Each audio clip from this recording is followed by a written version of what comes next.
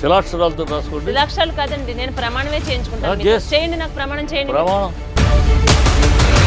అసలు ఏం జరుగుతుంది తెలుగు ఇండస్ట్రీ? లైంగికం అని స్టార్ట్ అవుతుంది, విషయం బయటకు వచ్చేటప్పుడు వేరే వేరే కారణం. డి జోడీ ప్రోగ్రామ్ అన్నప్పుడు తీసుకుంటారు.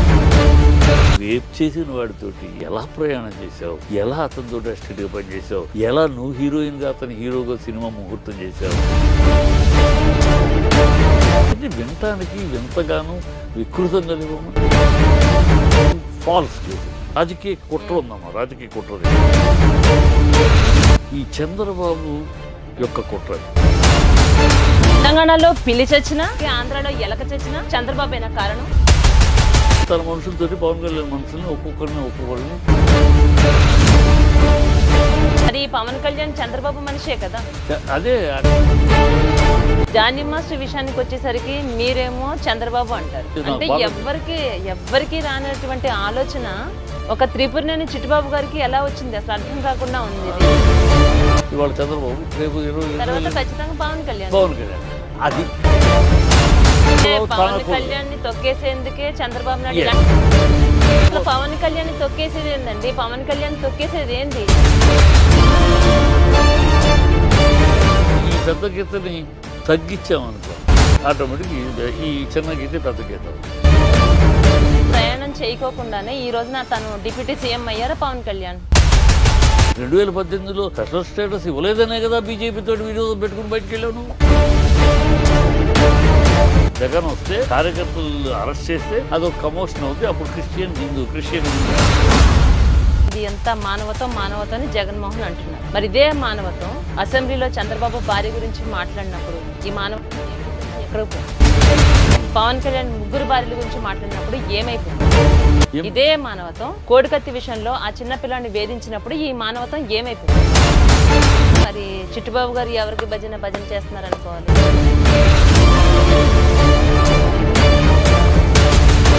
నాకు భయం వేస్తుంది అంటారు. ఆ మాట అట్టడానికి 40 ఏళ్ళు రాజకీయం చేసిన వాడిని సిగ్గు సెర ఉండద్దని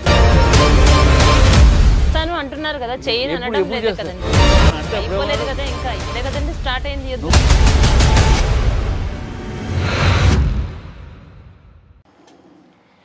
ప్రముఖ నిర్మాత, రాజకీయ నాయకులు త్రిపురనేని చిట్టిబాబు గారు ఈరోజు మన వి ఫెస్టివల్లో మనతో పాటు ఉన్నారు. అటు ఏపీ రాజకీయాల విషయంలోనే కావచ్చు, ఇటు టాలీవుడ్ ఇండస్ట్రీలో ఇప్పుడు మనం రెగ్యులర్గా చూస్తూనే ఉన్నాం, ఒకదాని తర్వాత ఒకటి జరుగుతూనే ఉన్నాయి. క్రిటికల్ చిట్టిబాబు గారు ఈరోజు మనతో పాటు ఉన్నారు. ఆయన అడిగి మరి ఎన్నో విషయాలు తెలుసుకుందాం. సార్ నమస్తే అండి. నమస్తే సార్. ఎక్కడ చూసినా మీరు ఎలా ఉన్నారు? Always all right.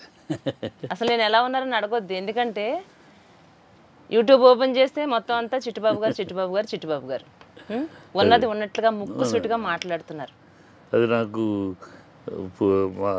పుట్టుకతోటి వచ్చి మా నాన్నగారు నేర్పేది. మా నాన్నగారు ఎప్పుడు అంటే ఉండేవారు, కథన రంగంలో నిలబడి కథన రంగంలో ఉన్నప్పుడు నిలబడి పోరాడేలే కానీ వెను దుబ్బకూడదంటారు. అట్లాగూ నిజాన్ని నిర్భయంగా మాట్లాడటం అలవాటు చేసుకో. నైజం అంతే. అంటే ఇది తప్పు అని తెలిసినా కూడా అది తప్పు అని చెప్పడానికి చాలా మంది భయపడతారు. అలాంటిది మీరు మాత్రం ముక్కుసూటిగా మీరు వెళ్ళిపోవడం, అసలు భయం అనేది నా బ్లడ్ లోనే లేదు అన్నట్టుగా మీరు బిహేవ్ చేయడం, ఇవన్నీ చూస్తుంటే అసలు మీకు ఎందుకు ఇంత ధైర్యం అనిపిస్తుంది? ఎందుకు ధైర్యం అంటే నిజం చెప్పడానికి ధైర్యం ఎందుకు? నిజం చెప్పాలి. నిజం అది తప్పు. వాళ్ళ ఎదుటోళ్ళు తప్పు చేసిన వాడు పెద్ద పొజిషన్లో ఉన్నాడనో, నాకేదన్నా రేపు ఫేవర్ చేస్తాడనో, దీనివల్ల ఇలా ఆలోచించుకుని ఆ తప్పుని చిన్నగా ఏదైనా ఒక విషయం ఉందంటే ఇది రాంగ్ రైట్ అని చెప్తారు, అది వేరే అండి. కానీ అసలు మీరు మాట్లాడే విషయాలు కానీ ఒక విషయం గురించి ఏదైనా ఒక టాపిక్ జరుగుతుంది అంటే అసలు దానికి మీరు ఎట్లా మాట్లాడతారంటే అసలు కొట్టొచ్చినట్టు మాట్లాడటం అన్నట్టు, ముక్కుసుట్టుగా మాట్లాడటం, ఇలా మీరు ఖరాఖండిగా మాట్లాడేస్తూ ఉంటారు కదా. అధ్యయనం చేయకుండా మాట్లాడడం ఏదైనా విషయం ఇప్పుడు మీరు అడిగారంటే దాని గురించి వాట్ అండ్ బ్యాక్ నాకు తెలిసింది కొంత. అంటే ఇండస్ట్రీలో 70లో క్లాప్ కొడితే అప్పటి నుంచి ఇప్పటిదాకా ఉన్నాను. రాజకీయాల్లో 72లో నేను స్టూడెంట్ లీడర్గా, ఇంటర్ కాలేజ్ స్టూడెంట్ చెన్నైలో చదువుతున్నప్పుడు అక్కడ పచ్చపాస్ కాలేజీలో యూనియన్ లీడర్గా ఉన్నప్పటి నుంచి రాజకీయాలు చూస్తున్నారు కనుక నాకు అనేక విషయాల మీద ఒక అవగాహన ఉంది. సో జరిగినప్పుడు ఏదైనా జరుగుతుంటే ఏమిటి ఎందుకు అనేది ఒక విశ్లేషించుకుని చెప్తా. ఉన్న బ్లైండ్గా వాళ్ళు ఏదో అడిగారు కనుక మనం ఏదో చెప్పాలి ఎప్పుడు లైఫ్లో లేదు విశ్లేషణ. అందుకని నేను చెప్పే మాటలు చాలామంది అంగీకార ఆమోదయోగ్యంగా ఉంటుంది. నేను ఎవరినైతే తప్పు చెప్తానో వాళ్ళ ఫ్యాన్స్ ఏదైనా తప్పులు పడతారు. నేను దాన్ని ఎప్పుడు కేర్ చేయను. వాళ్ళు ఆ ఫ్యాన్స్ బాధపడతారనో ఇంకోటి కాదు. మంచి అన్నప్పుడు మంచి, చెడు అన్నప్పుడు చెడు, చెడు చేసినప్పుడు చెడు, మంచి అన్నప్పుడు మంచి. ఎంత చదివితే వాళ్ళ పొజిషన్ బట్టి మాట మార్చడం నాకు ఎప్పటికీ ఆమోదయోగ్యం కాదు. Comfort even crores of rupees పోయిందా, నా కెరీర్ పోయిందా, మరి నిజం మాట్లాడటానికి పోతారు వెనకడుగు వేయను. దీనివల్ల నాకు నష్టం వస్తుంది, చూద్దాం. నిజం మాట్లాడితే నష్టం వస్తుంది రాని, ఇట్స్ ఓకే అంతే తప్పితే ఛాలెంజ్గా తీసుకుంటా తప్పితే భయం అనేది అసలు బ్లడ్లో లేదు. అదే అంటున్నానండి, భయం అనేది నా బ్లడ్లోనే లేదన్నట్టుగానే మీరు మాట్లాడతారు. మొన్నటి వరకు రాజ్ తరుణ్, మనంతా రాజ్ తరుణ్, ఆ తర్వాత జానీ మాస్టర్, ఇప్పుడు చూస్తుంటే హర్ష సాయి. అసలు ఏం జరుగుతుంది తెలుగు ఇండస్ట్రీలో? తెలుగు ఇండస్ట్రీ అనే కాదమ్మా, టోటల్గా మన సమాజం తీసుకుందాం. టోటల్గా సమాజంలోనే ఏం జరుగుతుందని మనం అందరం ప్రశ్నించుకోవాల్సిన విషయం. ఎందుకంటే చూద్దాం, ఆర్డర్గా చూద్దాం. ఈ 6 నెలల్లో మన ఆంధ్ర తెలుగు రాష్ట్రాల్లో జరిగి తీసుకుందాం. ఫస్ట్ విజయసాయి రెడ్డి ఆ అమ్మాయి ఒక ఆఫీసులో పనిచేస్తారమ్మా. ఈయన ల్యాండ్స్కి ఏదో అమ్మాయి రిజిస్టర్ చేసిందని ఒక తీసుకొచ్చి ఆ అమ్మాయికి పుట్టిన బిడ్డకి ఈయన తండ్రి అని చెప్పి ఒక పుకారు తీసుకొచ్చారు. అది వీళ్ళిద్దరి మధ్య అనైతిక జీవితం అది ఇది 36 చేశారు. తీరా ఏం తేలింది, అక్కడ ఆ భార్యాభర్తలు ఇద్దరు 70 కోట్లు ఇతను అడిగారు. దానికోసం ఆడిన ఒక డ్రామా. ఈ అమ్మాయికి వేరే వాడితో పుట్టిన బిడ్డని అతను 7 పత్రాల్లో సంతకం పెట్టాడు. సంతకం పెట్టేసి నేను ఎప్పుడో ఏదో తిరిగి పెట్టేసాను ఒక పిచ్చి అబద్ధాన్ని. అది ఆఖరి తేలిపోయింది. 70 కోట్లు ఎప్పుడైతే ఆమె భర్త అడిగాడో, నేను తప్పుకుంటాను 70 కోట్లు ఇస్తే నాకంటే, డబ్బుల కోసం ఆస్తి కోసం బ్లాక్ మెయిలింగ్, అది తెలిపోయిందా. రెండోది దువ్వాడ శ్రీనివాసు విషయం ఇట్లాగే అమ్మాయి భర్తకి ఇంకో అమ్మాయితోటి పరిచయం ఉందని ముందు అలా మొదలైంది. అది తీరా లోతుకి వెళ్ళనేంటి, ఆమె భర్తను తరిమేసింది ఇంటి నుంచి. ఆమె కూతురు కూడా ఎవరినో పెళ్లి చేసుకుని వదిలేసి మళ్ళీ వచ్చింది. వీళ్ళిద్దరూ కలిసి మొత్తం ఇన్ని బయటికి తోసేశారు. ఎందుకు తోశారు? ఆవిడ నేను ఇచ్చిన డబ్బుతో ఆయన వ్యాపారం చేశాడు, అదే ఆస్తి అంతా నాదే అని తోసేశాడు. సరే, అతను తోసేసినాక అతను వేరే జీవితం మొదలెట్టాడు. వేరే జీవితం తప్పదు కదా, నువ్వు తోసేసినాక మళ్ళీ వేరే జీవితం బీదిలోకి తోసినాక ఏం చేస్తాడో మొగాడు వెళ్ళాడు. తను కష్టపడి సాధించాడు. ఇప్పుడు అతని ప్రాపర్టీ ఆస్తి కోసం ఈవిడ మళ్ళీ రివర్స్ అయ్యి మొదలెట్టింది. అది తేలిపోయింది. సో ఈ ఆస్తి గొడవ, ఇంటి మీద అతను వచ్చి 60 లక్షలు కట్టాలి మీ ఆయన, అయితే ఈ డబ్బు నువ్వు కట్టు, నువ్వు ఇల్లు తీసుకో అని అన్నాడు. సో ఇవన్నీ బయటకు వచ్చేటప్పుడు సో ఇది ఆస్తుల గొడవ, ఈ లైంగిక వేధింపులు ఈ గొడవ కాదు. నెక్స్ట్ రాజధానికి ముందు ఇంకోటి తిరుపతి ఆయన ఆదిమూలం అదెంత దారుణం. ఆ అమ్మాయిని భర్తే వీడియో కెమెరా ఇచ్చి పంపించాడు, నువ్వు మాట్లాడు రికార్డ్ చేయ. అంటే దాని అర్థం ఏంటి? దాని అర్థం బ్లాక్మెయిల్. నువ్వు పంపించి నువ్వు రెచ్చగొట్టు అర్థం మాట్లాడింది మన దగ్గర వీడియోలో ఉంటుంది, దాని అదే కదా అర్థం. సో అది చూస్తూ ఉంటే లైంగికం అని స్టార్ట్ అవుద్ది. ఇది అనైతిక జీవితం వెళ్ళదు అని మొదలైనది. నాకు విషయం బయటకు వచ్చేటప్పటికి వేరే కారణాలు. ఇవాళ రాజ్ తరుణ్ ఉంది. రాజ్ తరుణ్లో 100కి 100 రూపాయలు రాజ్ తరుణ్ తప్పు. నువ్వు ఎందుకు తప్పు? 11 ఏళ్ళు ఒక అమ్మాయిని నువ్వు అనుభవించావు, 11 ఏళ్ళు అమ్మాయితో జీవితం గడిపావు, 11 ఏళ్ళుగా ఆ అమ్మాయి అందాన్ని, ఆ అమ్మాయి యవ్వనాన్ని, ఆ అమ్మాయి ఆర్థికంగా అమ్మాయిని అన్ని రకాలుగా వాడుకున్నావు. ఇవాళ నీకు ఒక పొజిషన్లోకి వచ్చాక ఆ అమ్మాయిని వదిలించుకోవాలని ఒక ప్రయత్నం, ఇంకో అమ్మాయితోటి నీకు ఇంకో ఆకర్షణ దొరికింది కనుక ఈ అమ్మాయిని వదిలించుకోవాలని నీ ప్రయత్నం. అదే అమ్మాయి ఎదురు తిరిగింది. ఎప్పుడైతే ఎదురు తిరిగిందో అమ్మాయి, ఆ అమ్మాయిని లైంగిక ఆరోపణలు. ఎందుకంటే ఈజీ ఒక అమ్మాయిని మెయిల్ చేసి బ్లాక్ చేయాలంటే లైంగికంగా అమ్మాయిని తప్పుగా ఒక బ్యాడ్ క్యారెక్టర్గా ఎస్టాబ్లిష్ చేస్తే నోరు ఆగిపోద్ది. సో అమ్మాయిని అందుకని బ్లాక్ అంటారు. ఏమంటాడు, 10 ఏళ్ళుగా అమ్మాయి ఎవరో ఫ్రెండ్స్ని పిలిచి తాగుద్ది, ఇంకో మొగాడితో మాట్లాడుతూ ఉంటుంది. మరి 10 ఏళ్ళుగా ఎలా భరించారు? ఒక మొగాడివేనా నువ్వు? మొగుడువేనా? మీసమన్న మొగాడివా? ఒక మొగుడివి మీసమన్న మొగాడివి అయితే నీ భార్య 10 మందితోటి కూర్చొని మందు తాగుతాను, ఇంకో చోటు మాట్లాడతాను, నువ్వు చూస్తూ ఊరుకున్నావా? నువ్వు అంత ఎరిపప్పవా? సిగ్గులేదా మాట్లాడటానికి కదా? అంటే అప్పుడు ఆ టైంలో నీకు అది కన్వీనియంట్గా ఉంది. ఇప్పుడు ఈ అమ్మాయిని దొరకబట్టి ఇది కన్వీనియంట్. సో అమ్మాయిని లైంగికంగా రకరకాల అబద్ధాలు చెప్పి రకరకాల వీడియోలు, వాడెవడు భాష, వాడు బుద్ధి ఉంది వాడికి, భార్యాభర్తలు మాట్లాడుకుని తిట్టుకుందని వీడియో రిలీజ్ చేస్తాయంటే భార్యాభర్తలు మాట్లాడుకుంటారు, తిట్టుకుంటారు, బూతులు చేస్తారు, బూతులు తిట్టుకుంటారు. భార్యాభర్తలు మాట్లాడి నువ్వెలా రికార్డ్ చేసావు, బెడ్రూమ్లో వాళ్ళు మాట్లాడుకునే వాళ్ళు నువ్వెలా రికార్డ్ చేసావు, వాళ్ళు తిట్టుకునే ఎలా రికార్డ్ చేసావు. సో ఇట్స్ ఎ ప్లాంటేషన్ తెలుస్తుంది. సో అక్కడ ఆ అమ్మాయి ఎదురు తిరిగింది. ఓకే, నెక్స్ట్ ఇక్కడికి వద్దాం. జానీ మాస్టర్ విషయంలో ఆ అమ్మాయి ఈయనకి 17లో పరిచయం అయింది. 17లో పరిచయం అయినప్పుడు అమ్మాయి వయసు ఎంత, రికార్డ్స్ ప్రకారం ఆ అమ్మాయి డీలో సంతకం పెట్టింది 18 ఏళ్ళు. ఇప్పుడు జానీ మాస్టర్ కి అమ్మాయి ఎక్కడ పరిచయం అయింది అంటే డి షోలో పరిచయం అయిందని చెప్తున్నారు. అది జోడీ ప్రోగ్రామ్, డి జోడీ. మరి డి జోడీ ప్రోగ్రామ్ అన్నప్పుడు 18+ వాళ్ళనే 18+ వాళ్ళని తీసుకుంటారు. మరి తను అప్పుడు 18+ కాదు, తను మైనర్ అని చెప్తున్నారు. మైనర్ గా ఉండగానే సిచ్యువేషన్ జరిగిందని చెప్తున్నారు కదా. అసలు దీంట్లో మనం ఏ రకంగా తీసుకొచ్చాం? అదే పచ్చి నేను పోలీసులు కూడా విషయంలో కూడా అదే ఉంది. ఈ అమ్మాయి చెప్పింది డీలో ఉంది, ఎంక్వైరీ చేశారు. డీ ప్రోగ్రామ్ అమ్మాయి సంతకం పెట్టింది. సంతకం పెట్టకుండా డీ ప్రోగ్రామ్ చేయరు, ఎందుకంటే వాళ్ళ ఛానల్ మీద కంప్లైంట్ వస్తుంది మైనర్ తోటి ప్రోగ్రామ్ చేస్తే. సో వాళ్ళు అన్నీ చేసుకున్నారు. అప్పుడు వచ్చేసింది 19లో నన్ను రేప్ చేశాడు అంటది. 19లో రేప్ చేశాడంటే 19లో నీ వయసు ఎంత లెక్క ప్రకారం అయితే, రికార్డ్స్ ప్రకారం నువ్వు 20 ఏళ్ళు కదా, 20 ఏళ్ళు అనుకోవాలి. నువ్వు మైనర్ ఎట్లా అవుతావు కావు. కానీ చేశాడు, సరే అది అబద్ధము ఇది నిజం అనుకుందాం కొంతసేపు. నువ్వు డీలో అబద్ధం, ఆ రోజు ప్రోగ్రాం కోసం అబద్ధం చెప్పాను, అది నిజం కాదు, ఇదే నిజం అందాం అనుకుందాం. సరే నిజమే అనుకుందాం. డీ ప్రోగ్రాంలో రేప్ చేశాడంటే సరే షూటింగ్ స్పాట్లో రేప్ చేశాడు అంటున్నావు.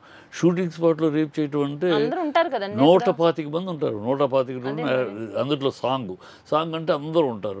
అందరూ ఉన్నప్పుడు వ్యాన్లు కూడా ఎక్కడ పెడతారంటే షూటింగ్. అప్పట్లో జానీ మాస్టర్ ఇంత ఫేమ్ కూడా కాదు. అదే చెప్తాను, జానీ మాస్టర్ ఇంత పాపులర్ కాదు భయపడతాను అనటానికి అంత కాదు. నువ్వు వ్యాన్లో ఒక అరుపరిచినా 100 మంది వస్తారు. లేదు బయటకు వచ్చి చెప్పినా వింటారు. పోలీస్ స్టేషన్కి వెళ్ళి కూడా కంప్లైంట్. అప్పుడు ఆయనకి భయపడ్డాను అని సొద్దా ఆయన పెద్ద మాస్టర్ కాదు. సరే భయపడ్డావే అనుకుందాం కొంతసేపు. అన్ని కూడా అది భయపడింది పాపం అనుకుందాం. భయపడింది నీ భయపడడానికి 2018లో ఫిల్మ్ ఛాంబర్లో అన్ని అసోసియేషన్లకి ఒక కమిటీ వేశారు. పోలీస్ ఆఫీసర్స్, మహిళా సంఘాల వాళ్ళు, లాయర్లు, అందరూ, సినిమా వాళ్ళు అందరితో కలిపి ఒక కమిటీ చేశారు. కమిటీలో ఏమి చెప్పాము 2018లో కమిటీలో, ఎవరైనా ఎక్కడైనా మీకు లైంగిక వేధింపులు జరిగినాయి, గొడవలు జరిగినాయి అంటే మీరు ఒక కవర్లో, సీల్డ్ కవర్లో ఈ బాక్స్లో వేయండి అని ఫిల్మ్ ఛాంబర్లో పెట్టారు. ఈ బాక్స్లో వేయండి, మీ పేరు ఊరు బయటికి రాదు, అది మాది బాధ్యత అని హామీ ఇచ్చింది. ఎవరు హామీ ఇచ్చింది? ఫిలిం ఛాంబర్ హామీ ఇవ్వడం అంటే మొత్తం అసోసియేషన్స్ అండర్ ది ఫిలిం ఛాంబరే. మా డైరెక్టర్స్ అసోసియేషన్ అవ్వచ్చు, ప్రొడ్యూసర్స్ కౌన్సిల్ అవ్వచ్చు, మా అసోసియేషన్ అందరూ under the shadow, under the umbrella of. So అలాంటి ఫిలిం ఛాంబర్ హామీ ఇచ్చింది. నీకు ఇంకా భయం ఏంటి? నువ్వు ఆ రోజు అక్కడే వేసి 18లో ఉన్నప్పుడు నీకు 19లో జరిగితే ఆ రోజు అక్కడే వేయచ్చు కదా, ఇలా అది భయం అంటున్నావు. సరే భయము, పిచ్చి వేషాలు. 2019 నుంచి 24 దాకా ఎలా ప్రయాణం చేసావమ్మా? ఈ సమాజంలో ఇది వేదభూమి, ఒక సీత పుట్టిన భూమి. ఇది సీత, రావణాసురుడు సీతని పరాభవిస్తే, అవమానిస్తే, ఎత్తుకుని వస్తే రావణాసురుడు వచ్చి బతిమాలుతాడు, నీ ముఖార విందాన్ని చూడాలి, ఒక్కసారి తల ఎత్తు చూడాలి అంటాడు. సీత తల ఎత్తి కూడా చూడదు. నీ ముఖాన్ని చూస్తే మహాపాతకాలు, నేను చూడను కాక చూడను, నా రాముడు వచ్చినాక అని చెప్పాడు. రాముడు వచ్చేదాకా తల ఎత్తి చూడాలి, రాముడు వచ్చినాక, రాముడు గొంతు తిన్నాక తల ఎత్తింది. అది ఒక ఆడది మన దేశంలో, మన భూమిలో. నువ్వు మరి నేను రేప్ చేసిన వాడితోటి ఎలా ప్రయాణం చేసావు, ఎలా అతనితో అసిస్టెంట్గా పనిచేసావు, ఎలా నువ్వు హీరోయిన్గా అతని హీరోగా సినిమా ముహూర్తం చేసావు, ఎలా నేను ఆయనతో బిడ్డను కనాలి, నువ్వు తప్పుకొని పెళ్ళం దగ్గరికి, ఆయన భార్య దగ్గరికి వెళ్ళి పోరాడావు. ఇది వినటానికి వింతగాను వికృతంగా లేవమ్మా. సో ఇది ఫాల్స్ కేసు. అది జానీ మాస్టర్ మీద ఒక కక్ష సాధింపుగాను జానీ మాస్టర్ అవార్డు వచ్చేసింది, నేషనల్ అవార్డు వచ్చాడు. జలసీతోటి ఇంకా రాజకీయ కుట్ర ఉందమ్మా, రాజకీయ కుట్ర దీంట్లో అదో కోణం ఉంది. దాన్ని కూడా తొందరలు అన్నీ బయటకు వస్తాయని నమ్ముతున్నా. రాజకీయ కుట్ర ఏంటంటే ఈ చంద్రబాబు యొక్క కుట్ర. అది ఎందుకు మీరు అనుకోవచ్చు, ఏంటంటే మీరు బోడిగుండుకి మోకాళ్ళకి ముడేస్తారేంటి ఈ జానీ మాస్టర్ విషయానికి చంద్రబాబుకి సంబంధం ఏంటో అక్కడే చంద్రబాబు తెలివితేటలు ఈ తప్పు ఈ చేస్తే తప్పంతా వైసీపీ మీద ఇంకోళ్ళ మీద వెళ్ళిపోద్ది, ప్రయోజనం తనకు దక్కుద్ది. ఏంటి ఆ తప్పు, ఏంటి తను పెదాలతోటి పలకరిస్తే కనుబొమ్మలతో వెక్కిరించే బాపతు చంద్రబాబు. సో తను పవన్ కళ్యాణ్ పొగుడుతూ పవన్ కళ్యాణ్ మనుషుల్ని, తన మనుషులతోటి పవన్ కళ్యాణ్ మనుషుల్ని ఒక్కొక్కరిని ఇలాంటి ఆవాస మనుషులు వీళ్ళు, ఇలాంటి అమ్మాయిలతోటి ఆడవాళ్ళ విషయంలో వీళ్ళు ఎంత హీనులు అని ఎస్టాబ్లిష్ చేయడం కోసం అసలు చంద్రబాబు గారు ఎందుకు ఇన్వాల్వ్ అవుతారంటారు చెప్పండి. అదే చెప్తారు. ఎందుకంటే జానీ మాస్టర్ ఎవరు మనిషి? పవన్ కళ్యాణ్ మనిషి. నెక్స్ట్ లిస్ట్లో ఉన్నది ఎవరు? త్రివిక్రమ్ ఎవరు మనిషి? పవన్ కళ్యాణ్ మనిషి. నెక్స్ట్ హరిశంకర్ లిస్ట్లో ఉన్నాడు ఎవరు మనిషి? పవన్ కళ్యాణ్ మనిషి. ఈ పవన్ కళ్యాణ్ మనుషులను ఒక్కొక్కరిని ఆ వేరుని ఒక్కొక్క వేరుని మరి పవన్ కళ్యాణ్ చంద్రబాబు మనిషే కదా. అదే అక్కడ చంద్రబాబును అలాగే ముంచేది. చంద్రబాబు తన మనిషికి తన కూటమిలో పెట్టుకుంటూ ఇప్పుడు చంద్రబాబు అవసరం ఏంటని చెప్తా. ఎందుకు ఈ అవసరం చేస్తాడు? తన మనిషి అయినా తన పార్టీలో అతను పక్కన గిల్లేవాడు, అతనే జోలపాటు పాడేవాడే చంద్రబాబే. తను ఎందుకు చేస్తున్నాడు? ఇక్కడ తన కొడుకుని 2029 నాటికి ఎవరు ముఖ్యమంత్రి ఈ కూటమి తరపున గెలుస్తారు, గెలవరు తర్వాత కూటమి తరపున ఇవాళ చంద్రబాబు, రేపు ఖచ్చితంగా పవన్ కళ్యాణ్. అది ఖచ్చితంగా జనవాక్యం కానీ, ప్రజల వాక్యం కానీ, జనసేన వాక్యం కానీ పవన్ కళ్యాణ్. అది చంద్రబాబుకు రుచించట్లా. చంద్రబాబు పవన్ కళ్యాణ్ తొక్కేసేందుకే చంద్రబాబు నాయుడు ఇలాంటి వ్యూహాలు పన్నుతున్నారని మీరు అంటున్నారు. అసలు పవన్ కళ్యాణ్ తొక్కేసేది ఏందండి? పవన్ కళ్యాణ్ తొక్కేసేది ఏంది? ఇద్దరు కలిసికట్టుగా ఇద్దరు హ్యాపీగా చేసుకుంటున్నారు కదా, ఎలాంటి గొడవలు లేకుండా వీళ్ళు మంచిగా జర్నీ చేస్తున్నారు కదా. చంద్రబాబు 2014లో ఏం చేశాడమ్మా? ఏం చేశాడు? మోడీతోటి కౌగులించుకుని, అంటే ప్రత్యేకంగా పవన్ కళ్యాణ్ గారు చంద్రబాబు నాయుడు అనే కాదండి, రాజకీయాల్లో ఎంతమంది ఎన్ని రకాల పార్టీలో ఎన్ని రంగులు మారుస్తారు, ఎన్ని రకాలుగా పార్టీలు మారుస్తున్నారు, ఇవన్నీ ఎంతమందిని మనం చూస్తున్నాం. ఫైనల్ గా ఏంటంటే ప్రజలకు ఏదైతే నష్టం జరుగుతోందో దాన్ని దృష్టిలో పెట్టుకుని వీళ్ళిద్దరూ కలిసికట్టుగా పనిచేస్తున్నారు కదా. ఇప్పుడు చంద్రబాబు నాయుడుకి పవన్ కళ్యాణ్ తొక్కేసినటువంటి అవసరం ఎందుకు వచ్చింది, ఎలా వచ్చిందంట? తన కొడుకుని 2029 నాటికి తన ముఖ్యమంత్రి క్యాండిడేట్ కాదు పవన్ కళ్యాణ్ అని ప్రజలు అంటున్నారు, కానీ తన కొడుకుని ముఖ్యమంత్రి క్యాండిడేట్గా ఎస్టాబ్లిష్ చేయాలి. మీరు అన్నట్టుగానే ఒకవేళ మనం అనుకుందాం, నిజంగానే చంద్రబాబు నాయుడు ఇలాంటి గేమ్స్ కనుక ప్లే చేస్తే ప్రజలు తెలియదా అండి? ప్రజల అమాయకుల ఎట్లా ప్రజలంతా తనని ఓడిస్తారంట. ప్రజలు ఎంత భ్రమలోకి తీసుకెళ్ళగలంటే చంద్రబాబు రామారావు లాంటి మనిషి, ఒక దేవుడు లాంటి మనిషి, ఆరాధించే ప్రజలు ఆయన ఆరాధిస్తున్న లాంటి వ్యక్తి. ఆ వ్యక్తికి వెన్నుబోడు పొడిచి ఔరంగజేబులాగా కాళ్ళుగడి కన్యాదానం చేసిన మామకు వెన్నుబోడు పొడిచి అది తాను చాలా గొప్ప కార్యం చేస్తున్నట్టు ప్రజలు నమ్మించగలిగాడు, ఒప్పించగలిగాడు. ప్రజలు పార్టీని కాపాడటానికి చేశాడు అని అంత మహానుభావుడిని అవమానించి ఆయన కంట తడిపెట్టించి ఆయన క్షోభకు గురి చేసి కూడా ప్రజల్ని మభ్యపెట్టగలిగాడు. ఈ రాష్ట్ర ఆయన పార్టీని నిలబెట్టడం కోసమని కుటుంబాన్ని అందరినీ అలాంటి మభ్యపెట్టగలిగిన చాతుర్యం ఉన్నవాడు. రేపు ఏం చేస్తాడు చూసారా ఏం చేసి తన కొడుకు ఇప్పుడు పవన్ కళ్యాణ్ ఇలా పెద్ద గీతగా ఉన్నాడమ్మా, తన కొడుకు ఇంతే చిన్న గీత. ఈ గీత పెరగాలంటే ఈ గీతకి స్వయం ప్రకాశం లేదు. ఈ లోకేష్ తనంతట తాను ఎదిగే అవకాశం లేడు. సో తనకి ఇక్కడ పుష్ చేస్తే కానీ వెళ్ళడు. సార్ తను డైరెక్ట్గా పుష్ చేస్తే ఏమవుద్ది? విరోధాలు వస్తాయి ప్రజల్లో. మీరు అన్నట్టు వాడుకుని తినేశాడు. అలా కాకుండా ఈ పెద్ద గీతని తగ్గించామనుకోండి, ఆటోమేటిక్ ఈ చిన్న గీతే పెద్ద గీత అవుతుంది. ఈ తగ్గించే కార్యక్రమం అతని మీద పరువు తీసి అతని క్యారెక్టర్ని అసాసినేట్ అంటే ఏముంది, రేపు ఈ ముగ్గురు అవుతారు, ఇంకో ముగ్గురు పొలిటికల్గా పవన్ కళ్యాణ్ దగ్గర ఈ ఆరుగురు సెంటర్లో పవన్ కళ్యాణ్. ఈ గురి శిష్య బృందం అంతా దరిద్రం అండి. ఇలాగే ఈవెన్ పవన్ కళ్యాణ్ కూడా అంతే కదా, పెళ్లి చేసుకున్నాడు, అమ్మాయికి విడాకులు కూడా ఇంకో అమ్మాయి కడుపు చేశాడు, ఆ పిల్ల పుట్టి 4 ఏళ్ళకి వాడి విడాకులు తీసుకుని అమ్మాయిని పెళ్లి. ఈ Pawan Kalyan and Pawan Kalyan and group is ఇలాంటి వాళ్ళు అమ్మాయిల విషయంలో అసభ్యకరమైన అలా అతని ఇమేజ్ని పబ్లిక్లో కించపరిచి దిగజారిస్తే అప్పుడు తన కొడుకు వెళ్తాడు. అది తప్పు కూడా నేను అనలా. ఎందుకంటే పవన్ తన ఏ తండ్రి అయినా తన కొడుకుని చేయాలి ముందుకు. ఇది చెప్పండి, ఒకప్పుడు పవన్ కళ్యాణ్ అంటే నచ్చినటువంటి వ్యక్తి మీకు ఇప్పుడు ఎందుకు నచ్చడం లేదు? పవన్ కళ్యాణ్ అంటే మీకు? నాకు పవన్ కళ్యాణ్ ఎందుకు నచ్చలేదంటే వ్యక్తిగా, ఆర్టిస్ట్గా అది వేరమ్మా. ఆయన సినిమా రాజకీయాల్లోకి వచ్చినాకమ్మా నేను అనేక మంది ముఖ్యమంత్రులు చూశాను. మా కుటుంబంతో బాగా బంధం ఉన్న ముఖ్యమంత్రులు చూసాం, అనేక పార్టీలు చూశాను నేను. ఒక నిలకడ లేకుండా మాట్లాడే నాయకుడు ఎప్పుడు ముందుకెళ్ళలేదు చూడలేదు, నిలకడలేని నాయకత్వం ఆయన, నిలకడలేడు. ఒక చంద్రబాబును లోకేష్ని ఏమి తిట్టాడో మీ చెవులు నా చెవులు, సిగ్గుందా, శరముందా, మానముందా, అభిమానం ఉందా, చంద్రబాబు లోకేష్ మీ అంతు చూస్తారు, తెలుగుదేశాలు పుట్టగతులు లేకుండా చేస్తాను అని ఆవేశంగా మాట్లాడి నువ్వే మాట్లాడావు ఆ మాట. లడ్డూలు పాసిపోయిన లడ్డూలు ఇచ్చారు అని నువ్వే మాట్లాడి ఇన్ని మాట్లాడి నువ్వే మళ్ళీ అవసరానికి చంద్రబాబు లాంటి సీనియర్ అనుభవం ఉన్న నాయకుడు లేడు, ఆయన నేడే మనకి ఆశీర్వాదం అన్నట్టు మాట్లాడుతున్నావు, నువ్వే నీ నూరే మాట్లాడతాను. 37,000 మంది అమ్మాయిలు మిస్ అయిపోయారని ఒక పచ్చి అబద్ధాన్ని నువ్వు నీతిగా మిగతా మనం అందరూ మాట్లాడతారు. ఎస్, కానీ పవన్ కళ్యాణ్ అనేవాడిని ప్రజలు ఎలా చూశారంటే ఒక పవర్ఫుల్ హీరో, అలాగే నిజ జీవితంలో కూడా రాజకీయ జీవితంలో అంత పవర్ఫుల్ అని అనుకుంటారు. అలా ఆయన ఎప్పుడు అలాగే ఫీల్ కాలేదు కదా. లేదు, అతను చెప్పాడు కదా, నేను రీతి కోసం రీతిగా రాజకీయాలు చేయడానికి వచ్చాను, ప్రశ్నించడానికి వచ్చాను, నిజాయితీగా రాజకీయానికి. ఏదో నువ్వు ప్రగల్భాలు ఆవేశంగా చేయలేదు. ఎక్కడ నీతి, ఏ నీతి, ఎక్కడ నీతి? నువ్వు 37,000 మంది అమ్మాయిలు 32,000 మంది అమ్మాయిలు మిస్ అయిపోయారు.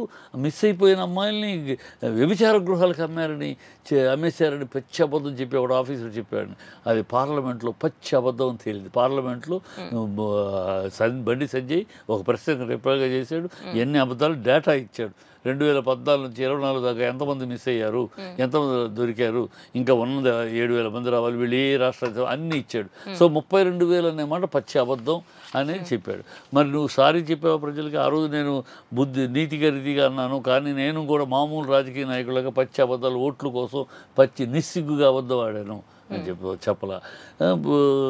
చంద్రబాబు తిడతా, ఒకరోజు మా నాన్న సిగరెటు దీపారాధనలో అంటించుకున్నాడు అంటావు, ఒకరోజు హిందువులే ఈ దేశంలో మతకలువలకు కారణం అని అంటావు, అన్నీ నేను వాళ్ళే మాట్లాడి అంటావు. ఒకరోజు ముస్లిమ్స్ దీంట్లోకి వెళ్ళిపోయి ఎడ్డు మాంసం తింటూ ఇది హలాలా అని బ్రహ్మాండంగా బాగుందని తింటావు. ఇంకో రోజు సనాతన ధర్మం దానికోసం ప్రాణాలను ఇస్తా ఉంటావు. దేనికి పొంతన, దేనికి అంటే ఏ క్షణానికి వచ్చినప్పుడు ఏ మాట అయితే అదేమనికి ఒక సిద్ధాంతం కావాలి. పవన్ కళ్యాణ్ ఇలా మాట్లాడతాడు, పవన్ కళ్యాణ్ ఈ సిద్ధాంతం మీద ఉన్నాడు, పవన్ కళ్యాణ్ ఈ మాటకు కట్టుబడి ఉన్నాడు, పవన్ కళ్యాణ్ ఈ విధానానికి కట్టుబడి. ఎక్కడ ఉందమ్మా? నువ్వు ఇది వచ్చిన కాడ నుంచి 13 ఏళ్ళలో నువ్వు పార్టీ పెట్టి ఈ 13 ఏళ్లలో ఒక్క మాటకు నువ్వు కట్టుబడి ఉన్న చెప్పు నాకు. అందుకని నాకు పవన్ కళ్యాణ్ అంటే ఒక్క మాట కట్టుబడి, ఒక సిద్ధాంతానికి కట్టుబడి, ఒక నిర్ణయానికి కట్టుబడి, ఒక మాటకు కట్టుబడి, ఒక విధానానికి కట్టుబడి నువ్వు ఎక్కడున్నావు? ఎప్పటికప్పుడు కెమలియన్ లాగా ఎప్పటికప్పుడు అప్పటి పరిస్థితులు బట్టి నేను మాట్లాడింది నీకు గుర్తుండదా? నీకు మెమరీ లాస్ రోగం ఏమైనా ఉందా? నువ్వు మాట్లాడింది ఏంటో నీకు నాయకుడు అయ్యా. నువ్వు ఒక నాయకుడిగా అన్నప్పుడు నువ్వు మాట్లాడే ప్రతి మాట రిజిస్టర్ అవుద్ది, నువ్వు మాట్లాడే ప్రతి మాట ప్రజల మనసులో ఉంటుంది, నువ్వు చెప్పే ప్రతి విధానం మనసులో ఉంటుంది.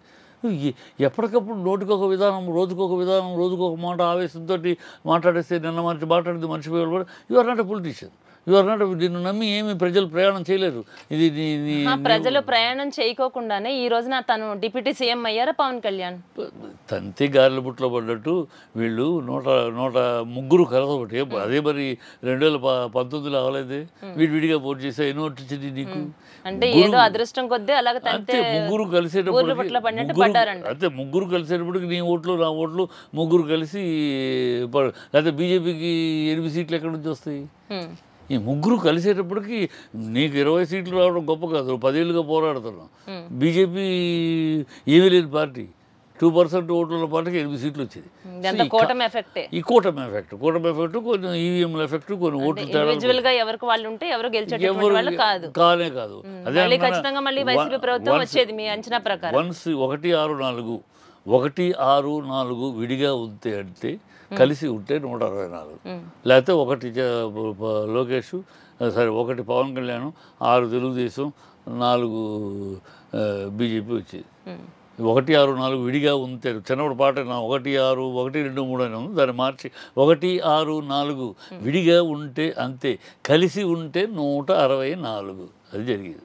అదైతే ఇంకటి కాదు. వాళ్ళది రచయిత చిట్టుబాబు గారు విషయం నిజం. కనుక అక్కడ చంద్రబాబు, అందుకనే చంద్రబాబు ఎన్ని మాట్లాడాడమ్మా. మోడీ గారు ఒక టెర్రరిస్ట్ అన్నాడు. మోడీ ఈ దేశంలో ఉంటేనే పనికిరాడు అన్నాడు. మోడీ కన్నా నా కార్యకర్త 100% బెటర్ అన్నాడు. అలా మోడీ తిట్టాడు. మోడీ అన్నాడు చంద్రబాబు లాంటి బిగ్గెస్ట్ అవినీతిపరుడు సీఎం, అవినీతిపరుడు సీఎం ఈ దేశంలో లేదన్నాడు. మరి మీరిద్దరూ మళ్ళీ వాళ్ళ సక్కలు గుద్దుకున్నారు. ప్రజలు ఎరిపప్పులు. మీరు తిట్టుకుంటారు, తిట్టుకున్నప్పుడు మిమ్మల్ని మీ మాటలు నమ్మాలి. మళ్ళీ మీరు సీట్ల కోసం పదవుల కోసం మీరు కలుస్తారు, ఒకళ్ళొకళ్ళు కవులు ఇచ్చుకుంటారు, మేము నమ్మాలి, మేము ఎరిపప్పులం కదా. ఇవన్నీ అందుకని ఈ కూటమిని నేను వ్యతిరేకించాను. ఈ కూటమి అనైతిక కూటమి.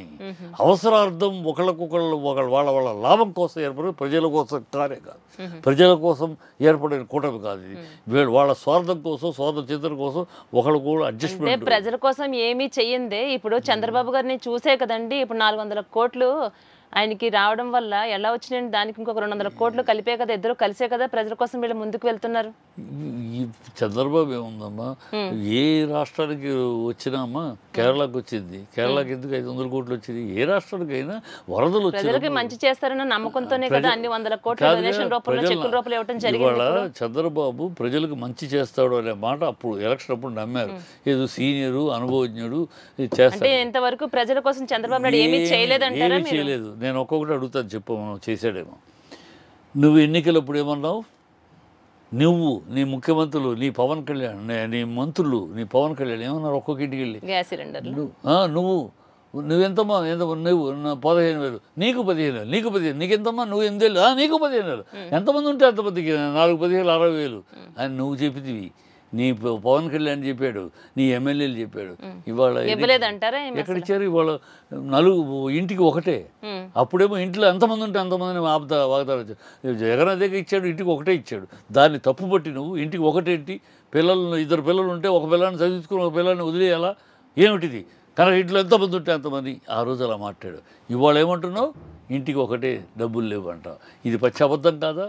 గ్యాస్ సిలిండర్లు మీరు వెళ్ళిపోయి ఎక్కడికి వెళ్తే, అమ్మా మీరు నా తల్లు ఊది మీ గుండె ఇది కాకుండా ఉండడం కోసం 3 సిలిండర్లు మీకు ఇస్తున్నాం, గుర్తుపెట్టుకోండి అన్న. ఇవాళ అసెంబ్లీలో ఏం మాట్లాడుతున్నాడు మనోహరు? మేము ఇవ్వలేము, ఒక సంవత్సరం తర్వాత కానీ ఆలోచన. ఇదొక అబద్ధం కాదా? కరెంటు, నాణ్యతమైన రేట్లు పెంచకుండా ఇస్తామన్నారు. ఇవాళ ఏమంటున్నాడు? మొన్న మేము ప్రెస్ మీట్లో వీళ్ళు అడిగితే నేనెక్కడన్నాను రేట్లు పెంచవు, నాణ్యతమైన నేనెక్కడన్నాను అంటున్నాడు. మతిమరుపు అనుకోవాలా, ఇంటెన్షనల్లీ చీటింగ్ అనుకోవాలా, ఏమనుకోవాలి? ఏమి చేశాడు? వైజాగ్ స్టీల్ ప్లాంట్ నువ్వు నీ పవన్ కళ్యాణ్ వెళ్ళిపోయి మా ప్రాణాలు అడ్డేస్తాం, వైజాగ్ స్టీల్ ప్లాంట్ ఉక్కు మన వైజాగ్ హక్కు, మన ప్రాణాలు అడ్డేస్తామని ప్రగల్భాలు పలికి సినిమా డైలాగులు కొట్టి తొడలు కొట్టి మాట్లాడి ఇవాళ అక్కడ అమ్మేస్తున్నారు.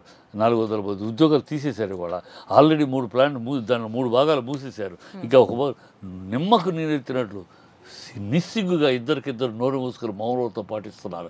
ఇది ప్రజలకు చేయటమా? స్పెషల్ స్టేటస్ ఇవాళ కాకపోతే మరొక నాడు ఎప్పుడు స్పెషల్ స్టేటస్ వచ్చే అవకాశం. ఎందుకంటే ఇన్ని రోజులు 2014లో కానీ 2019 కానీ బీజేపీ సింగిల్ పార్టీ మెజారిటీలో ఉంది. కనుక ఎవరు మాట ఇవాళ ఫస్ట్ టైం ఆంధ్ర రాష్ట్రం ఏర్పడినాక ఫస్ట్ టైం మన ఎంపీల చేతిలో కేంద్రం ఉంది. ఇవాళ అక్కడ నితీష్ కుమార్ అదే పొజిషన్లో ఉన్నాడు. అందుకని నితీష్ కుమార్ సాధించుకున్నాడు. 100 కోట్లు నాకు కావాల్సిందే ప్యాకేజీ కింద, 100 కోట్లు 1,00,000 కోట్లు నాకు కావాలి అన్నాడు. ఆల్రెడీ 80,000 కోట్లు ఆల్రెడీ తీసుకోవడం, ఇంకా 20,000 కోట్లు ప్రభుత్వం సాధించుకోవడం. ఎందుకంటే అతని మీద మన రాష్ట్రం మీద, బీహార్ ఎంపీల మీద ఆధారపడుతుంది కేంద్ర ప్రభుత్వం. కనుక నువ్వు ఇంతవరకు అడగవే స్పెషల్ స్టేటస్ గురించి. మొన్నటిదాకా 2018లో స్పెషల్ స్టేటస్ ఇవ్వలేదనే కదా బీజేపీతో విరోధం పెట్టుకుని బయటకు వెళ్ళావు నువ్వు. నోరు ఏమైపోయిందా? నోరు చచ్చిపోయిందా? ఏమైందా? ఏమైపోయింది? నోరుకు గంభీర అతికించారు. ఇవాళ అడగలేదు, దమ్ము లేదు. ఎందుకు లేదు? ఎందుకు అడవు? నీ కేసులు, నీ మీద కేసులు ఉన్నాయి. నీ ఇన్నర్ రోడ్డు వాటిలంతా ఉన్నాయి, నీ కేసులు ఉన్నాయి, సాక్ష్యాలు ఉన్నాయి.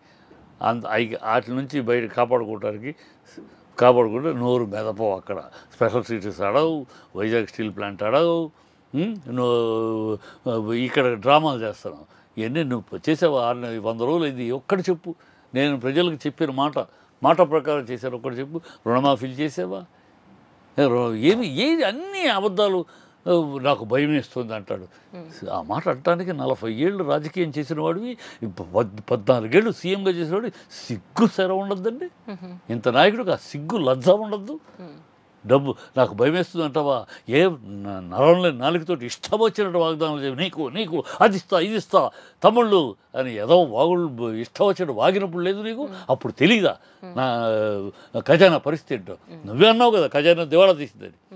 నేను సంపద సృష్టిస్తానన్నావు. అప్పుడు మా లాంటి వాళ్ళు అడిగాం, ఎట్లా అయ్యా 62,000 కోట్లుకే నువ్వు ఈ శ్రీలంక అయిపోద్ది అన్నావే, మరి నువ్వు ఇస్తానన్న ఈ 1,60,000 కోట్లు అవుతాయి చేస్తాను అంటున్నారు కదా, అంటే ఇప్పుడే కదండి స్టార్ట్ అయింది. నువ్వు ఆ మాట అప్పుడే చెప్పాను. ఎన్నికలప్పుడే నేను వచ్చినాక 2 ఏళ్ళు సర్దుకుని ముందు నా ఇల్లు సర్దుకుని నా వాళ్ళకు సర్దుకుని ఖర్చు పెట్టేసి వస్తున్నాం కనుక అవన్నీ సర్దుకున్నాక మీ సంగతి చూస్తాను అప్పుడు చెప్పు ఉండాలి. నువ్వు అప్పుడు అల్లేదే ఎన్నికలైనా తమ్ముళ్ళు ఎన్నికలైన మర్నాడు ఉదయం మీ ఇంటికి గ్యాస్ పండ ఏం తమ్ముళ్ళు అని ఏదో ఫోజులు ఇచ్చి డైలాగులు మాట్లాడలా? అప్పుడు ఎందుకు మాట్లాడావు? అప్పుడు ఆ మాట చెప్పుడుక వచ్చినాక స్టడీ చేసి అతి త్వరలో చేస్తాను చెప్పాలి కదా. అప్పుడేమో ఓట్ల కోసం ఇదిగో అదుగో అని అరచేతులు వైకుంఠం చూపిస్తావా, అబద్ధాల ప్రవాహం కురిపిస్తావా? ఇవాళ వచ్చి నాకు భయం వేస్తుంది అంటావా? ఆ మాట అనడానికి ఎవడో కొత్తవాడు నేనగాక మొన్న వచ్చాను. నువ్వు 40 ఏళ్ళ అనుభవం, 14 ఏళ్ళు సీఎం అయ్యి నీకు తెలీదా ఓ ఖజానా ఏముందని?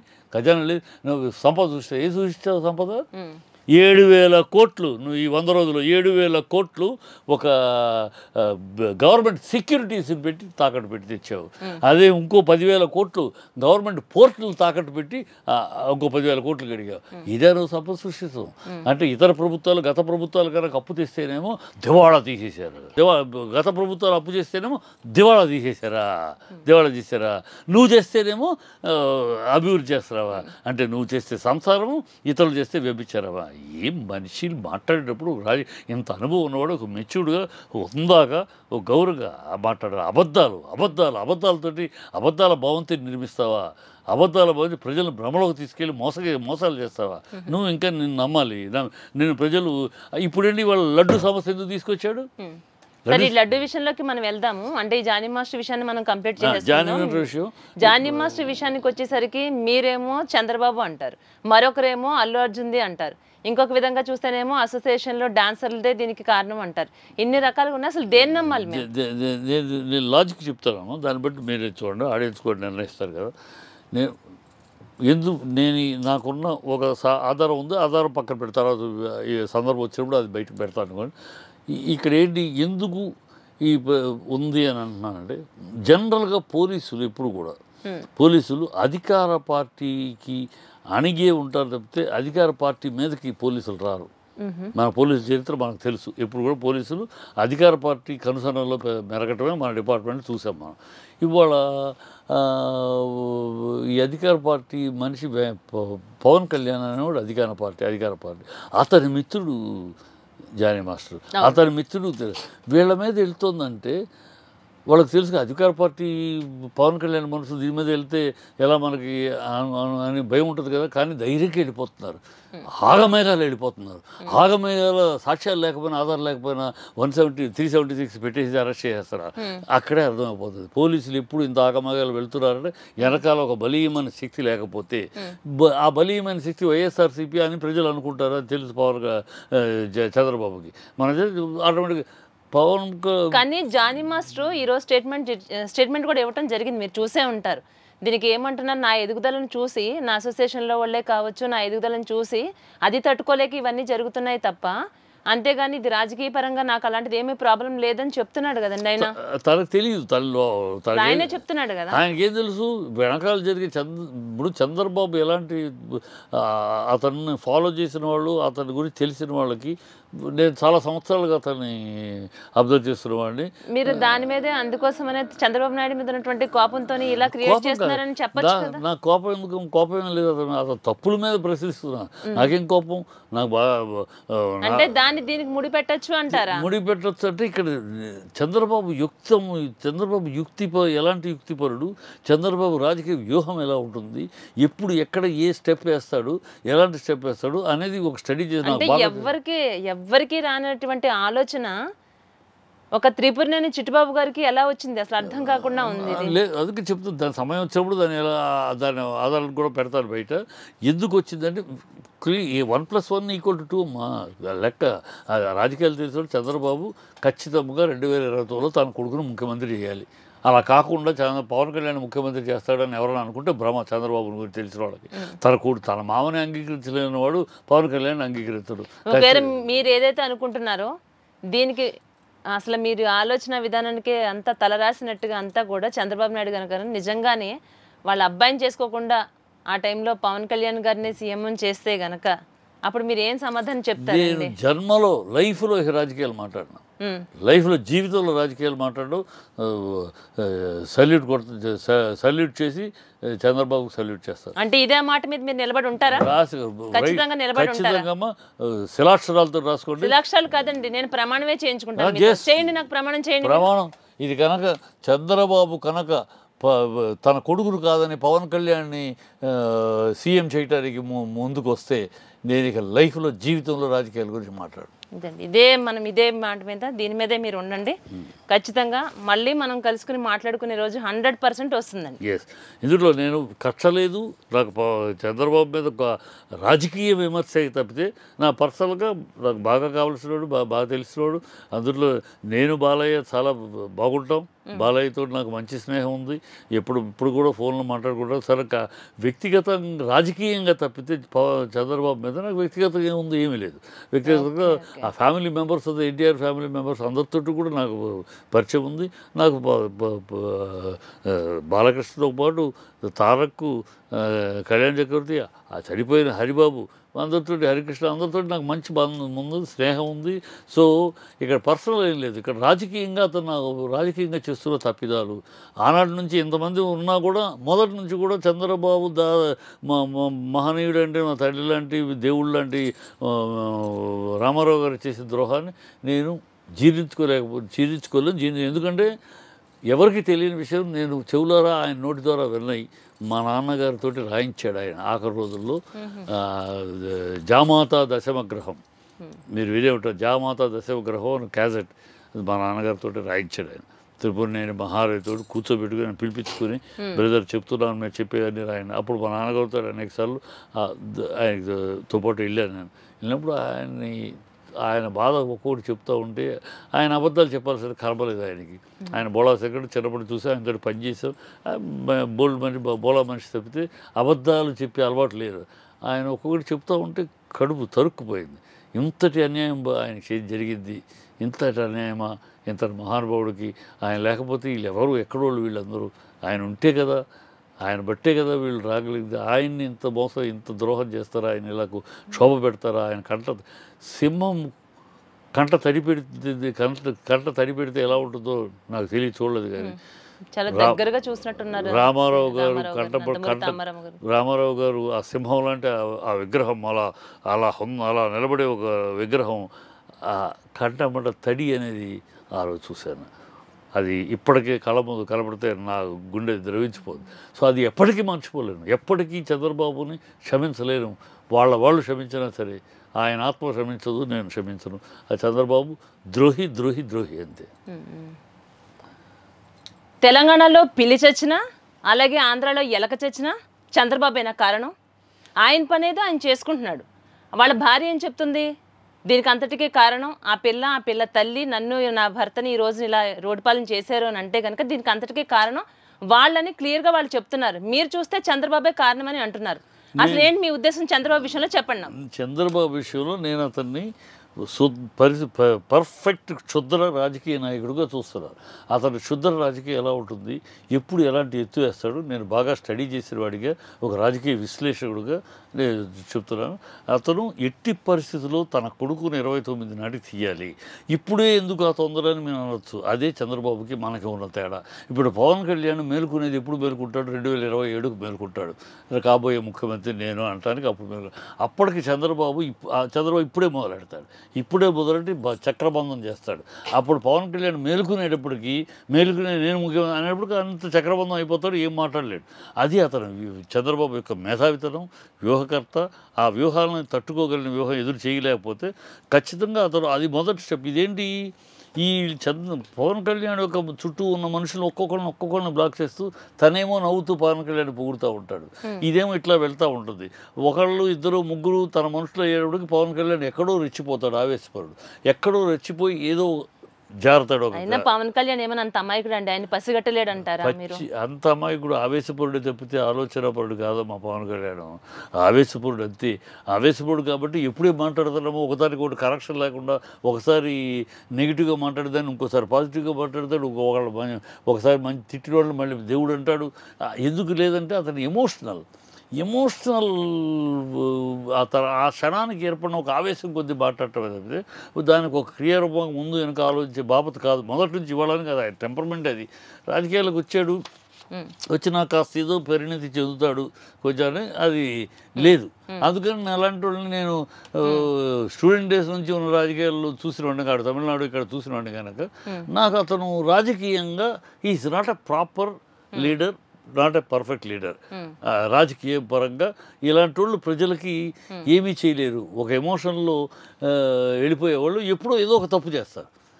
ఆలోచించి చేసేవాడేమో జాగ్రత్తగా స్టెప్లు ఉంటుంది. ఆవేశంలో చేసేవాడు ఎప్పుడో ఒకటి ఖచ్చితంగా బ్లండర్ చేస్తాడు. ఉదాహరణ తమిళనాడులో విజయకాంత్ అనే ఒక హీరో ఉన్నాడు. రజనీకాంత్ తర్వాత హీరో, మంచి మాస్ హీరో. అతను డిఎంకేతో ఉండేవాడు ఫస్ట్. తర్వాత తను సొంత పార్టీ పెట్టాడు. సొంత పార్టీ పెట్టి ఎలాంటి పొజిషన్కి వచ్చాడంటేమో సొంత పార్టీ పెట్టి జయలలిత పీరియడ్లో మెయిన్ అపోజిషన్, ఒక పక్క డిఎంకే కాంగ్రెస్ అన్నీ ఉండగా కూడా జయలలిత సీఎంగా ఉన్నాడు. మెయిన్ అపోజిషన్ పార్టీ లీడర్గా ఎదిగాడు. ప్రజలు అంత ఎత్తుకు ఎదిగిన తర్వాత అతను ఇట్లాగే ఆవేశం, అనాలోచితం, ఏదో అప్పటికప్పుడు ఏం దొరికితే అది మాట్లాడటం, అట్లా మాట్లాడి ఆవాసపాలయ్యాడు. మళ్ళీ ఎలక్షన్ వచ్చేటప్పుడు జీరో. ఆ జీరో రావడంతో మనిషి పిచ్చోడైపోయి, అంటే పిచ్చోడే డిస్టర్బ్ అయిపోయి తాగుడికి అది ఎప్పుడు ఆవేశపరులో వచ్చే ప్రాబ్లం అది. ఆవేశపరులో ఉండే పవన్ కళ్యాణ్ దగ్గర ఆవేశం తప్పితే ఆలోచన లేదు, వ్యూహకర్తలు లేరు. తను వ్యూహరచన చేయగలిగిన వాడు కాదు, వ్యూహరచన చేయగలిగిన వాడిని పెట్టుకోలేదు కనుక అది ఆలోచించలేడు. చంద్రబాబు ముందుకుంటాడు. ముందు అతను తొక్కుట తనను పవన్ కళ్యాణ్ ఎంత నొక్కితే తన కొడుకు అంత నెగుస్తాడు. తన కొడుకుని ముందుకు తీసుకెళ్ళాలి. 2027 నాటికే జనాల్లో, ఇప్పుడు పవన్ కళ్యాణ్ అన్నట్టు కాకుండా జనాల్లో ఇంకెవరు, లోకేష్, పవన్ కళ్యాణ్ సీఎం ఎక్కడ, ఇన్ని భాగవతాలు ఉంటే ఎక్కడ అని ప్రజల్లో ఒక ఏహే భావాన్ని సృష్టిస్తాడు ఆయన. అది జరగబోయేది. అది నేను సలహాగా చెప్తున్నా. ముందు జరగబోయేది కవివాక్కు బ్రహ్మవాక్కు అంటారు. జరగబోయేది చెప్తున్నా. ఇది పవన్ కళ్యాణ్ తెలుసుకుని మేలుకుంటే మంచిది. జన సైనికులు కూడా మేలుకుంటే ఇప్పటికైనా మీరుగా ముందుకు బయలుదేరండి, మీరుగా కదలండి. చంద్రబాబుకు భజనగా మీరు కంటిన్యూ అవుతూ ఉంటే ఇక భజన పనులుగానే మిగిలిపోతారు. మీ అంతా స్వయం ప్రకాశం. అంటే మరి చిట్టుబాబు గారు ఎవరికి భజన చేస్తున్నారు అనుకోవాలి? నేను ప్రజలకు భజన చేస్తాను. అంటే 2029లో మీ అంచనా ప్రకారం ఎవరు ముఖ్యమంత్రి అవుతారు? ఈ ముఖ్యమంత్రి ఎవరు అవుతారని ఇప్పుడు కూడా వీళ్ళు గెలుస్తారు. వీళ్ళు పోటీకి, అంటే 2029లో ఏం జరగబోతుందో ఎవరు అన్నది వీళ్ళ కారు అని అయితే మీరు జ్యోతిష్యం చెప్తున్నారు కదా. మరి 2029లో మీ లెక్క ప్రకారం మీ దృష్టిలో ఎవరు అవుతారో చెప్పండి. వీళ్ళు ఇదే పద్ధతిలో ప్రయాణం చేస్తే ఈ కూటమి ఇలాగే ఈ అబద్ధాలతోటి, ఈ అరాచకాలతోటి, ఇలాగ లేనిపోని వైషమ్యాలు పుట్టిస్తూ ఎవరు కాకుండా అయిపోతారు. రేపు 2029 నాటికి చంద్రబాబు పవన్ కళ్యాణ్ గొడవపడే రోజులు వస్తాయి కనుక ఇవన్నీ జరగబోయి 29 ఖచ్చితంగా ఈ కూటమి మాత్రం ఇదే పద్ధతిలో ఏమన్నా బుద్ధి వచ్చి భగవంతుడికి తెలివిచ్చి మనం తప్పు చేస్తున్నాం, ప్రజలకు ఇచ్చిన వాగ్దానాలు కాకుండా ఏదో వేషాలు వేస్తున్నాం అని బుద్ధి వచ్చి తెలివి వచ్చి పవన్ కళ్యాణ్ కనుక చంద్రబాబుకు భజన చేయకుండా చంద్రబాబుకు బుద్ధి చెప్పే పద్ధతిలో ప్రజల తరపున పవన్ కళ్యాణ్ లెగిస్తే తేడా వస్తుంది. లేకపోతే ఇప్పుడు యాజంటుడే మాత్రం పవన్ కళ్యాణ్ అసలు ఆ వివేకంతో, ఆ విజ్ఞానంతో లేడు. చంద్రబాబు తూ అంటే తూ, చంద్రబాబు తా అంటే తా, చంద్రబాబు సై అంటే సై అన్నట్టు ఉన్నాడు తప్పితే తనుగా ఒక వ్యక్తిగతంగా తన యొక్క విశ్లేషణ ఏ విషయంలో లేదు. ప్రజలకు ఏం సమాధానం చెప్పాలి, ఏం సమాధానం ప్రజల్ని ఒక నాయకుడమ్మా ప్రజలను ఆకర్షించుకునే పరిస్థితిలో ఉండాలి. ఏం చెప్పాడండి దుట్టు, ఈ మాట చంద్రబాబు చెప్పలేకపోయాడు. పవన్ ఎంత గట్టిగా చెప్పాడు, ఎంత నిలబడి పోరాడాడు, మనకి మంచి జరిగింది అని అనుకోలేదు. ఒక్కటి చెప్పడం మన పవన్ కళ్యాణ్ ప్రజల తరపున ఈ విషయం మీద గట్టిగా మాట్లాడి నిలబడి ఒక్కటి సాధించాడని చెప్పాడు తన 12 ఏళ్ళ రాజకీయ జీవితంలో. లేదు, అదే నేను అడ్వైస్గా చెప్తాను. కోపంగా పవన్ కళ్యాణ్ నాకేం కోపం లేదు. Pawan Kalyan as a hero ఇప్పటికీ ఐ అడ్మైర్ హిమ్. హీరోగా ప్రజలకి ప్రొడ్యూసర్లకి కాసులో పట్టాన్ని చేకూర్చగలిగే ఒక నిధి అతను, దాని గురించి నో డౌట్. రాజకీయంగా వచ్చినప్పుడు నువ్వు ప్రజల తరపున పోరాడాలి, ప్రజల కోసం పదవులు ముఖ్యమంత్రి స్థానానికి వెళ్ళాలంటే అలాంటప్ప కాదు అది. ప్రజల్లో ఆ ముద్ర రావాలి. స్టాలిన్ అంతోడు తను కరుణానిధి గారి కొడుకు అయ్యి ఉండి ఇప్పటికయ్యాడమ్మ సీఎం. ఎందుకు రాలా? అతను స్టూడెంట్ డేస్లో, యంగర్ డేస్లో ఇలాంటివన్నీ అనేక బ్యాలెన్స్ లేకుండా అటు మాట ఇటు మాట అయ్యి ఆఖరి డేస్లో లాస్ట్ 10 yearsలో ప్రచారం చెంది తను చేసుకుని రాబట్టి ప్రజలు అది కూడా ఆల్టర్నేట్ లేక అతను వేరే పార్టీ లేదు, జయలలిత పోయింది, ఆ పార్టీ చిరిగిపోయింది, బీజేపీ అంతా లేదు, కాంగ్రెస్ లేదు. సో అందువల్ల అతనికి వచ్చారు. సో అంతా ఒక సీఎం ముఖ్యమంత్రి కొడుకుగా ఉండి ఆయన ట్రావెల్లోనే ఇవి ఒక విధానం లేకుండా ఒక ప్రధాన కేవలం అరుపులు కేకలతోటి అనుకున్నాడు, అవ్వలేదు. ఇవాళ అయ్యాడు. సో అది అంటున్నాను. అందుకని అరుపులు కేకలతోటి ఆవేశం ప్రదర్శించడం హీరోలు ఎవరు? అది సినిమాలో ఆవేశం అక్కడ ఉండాలి. రాజకీయాల్లో అది కాదు. రాజకీయాల్లో ఆవేశం ఆలోచనతో కూడిన ఆవేశం, ప్రజలను ఆలోచింప చేయాలి. ఆ ఆవేశంలో మాట్లాడితే అబ్బా కరెక్ట్గా వాడు ఆలోచించి నీ ఆలోచనకు వాడు క్లాస్ కొట్టాడు, అది రావాలి. అది లేదు పవన్ దగ్గర. సరే, చంద్రబాబు గురించి మీ అభిప్రాయం చెప్పారు, పవన్ కళ్యాణ్ గురించి మీ అభిప్రాయం చెప్పారు. ఇక జగన్ గురించి ఆయన అభిప్రాయం అడిగితే మీరు ఏం చెప్తారు? జగన్ చేసింది ఏదో చేశాడబ్బా, పేదల కన్నీళ్లు తుడిచాడు, అది వాస్తవం. మిగతాయి ఇంకా పెద్ద పెట్టుబడులు రాలేదు, అవి రాలేదు, ఇవన్నీ ఉండేవి. అతను ఎక్కడ దెబ్బతిన్నాడు? అతని అనుభవం, చంద్రబాబు అనుభవం అతను దెబ్బ కొట్టింది. ఎక్కడ అనుభవం? టైటిల్ రిజిస్ట్రేషన్ ల్యాండ్ వచ్చింది. టైటిల్ రిజిస్ట్రేషన్ అనేది చంద్రబాబే వాళ్ళ వయ్యావుల కేశవ్ అసెంబ్లీలో దాన్ని సమర్థించి మాట్లాడాడు.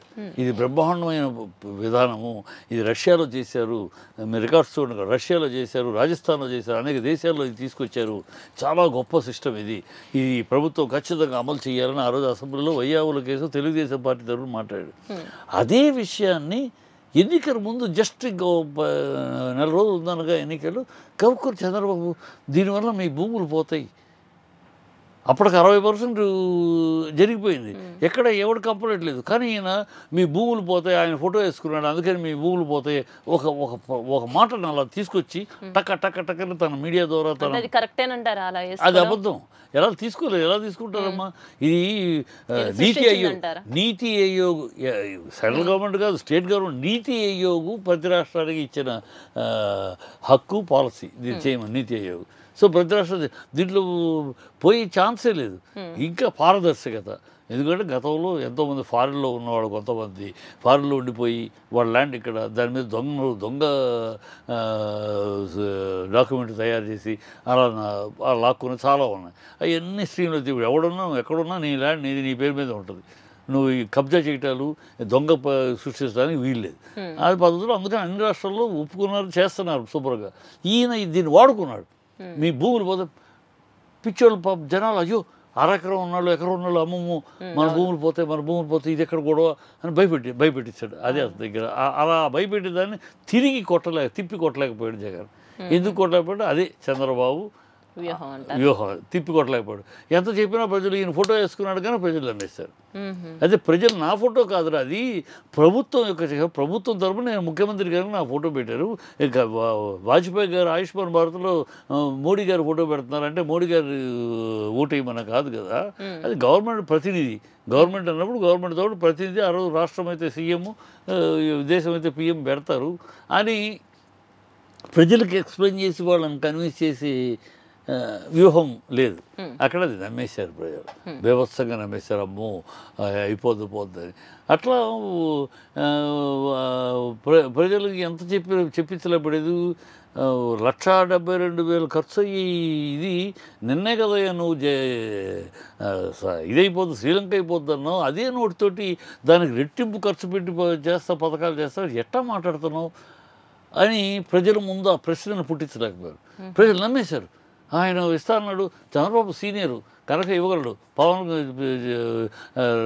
మనడు జగన్ ఇంతవరకు ఇవ్వగలడు, ఆయన పెద్దోడు కనుక సీనియర్ అనుభవం ఉంది, ఇవ్వగలడు అని నమ్మేశారు.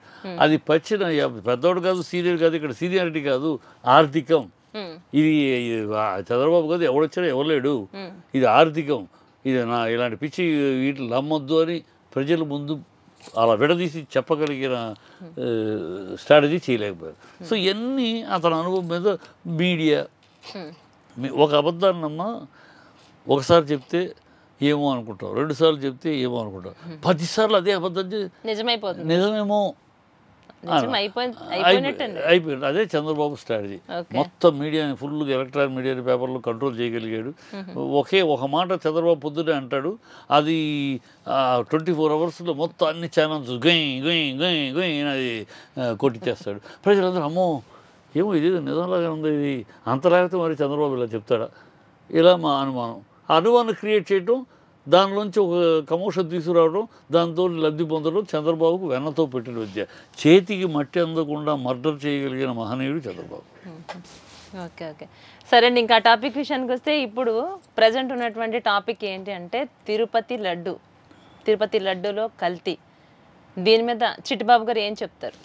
పచ్చి అబద్ధాన్ని ఎంత దూరానికైనా తీసుకెళ్ళచ్చు, పచ్చి అబద్ధాన్ని ఎలా ప్రమోట్ చేయొచ్చు, పచ్చి అబద్ధంతో ప్రజల్ని ఎలా ఇబ్బందుల్లోకి తీసుకెళ్ళచ్చు అని చంద్రబాబుకు తెలిసినట్టు ఎవరికి తెలియదు, మరొకసారి నిరూపిస్తున్నాడమ్మా. అది పచ్చి అబద్ధం, పచ్చి నిస్సిగ్గుగా చెప్పే అబద్ధం.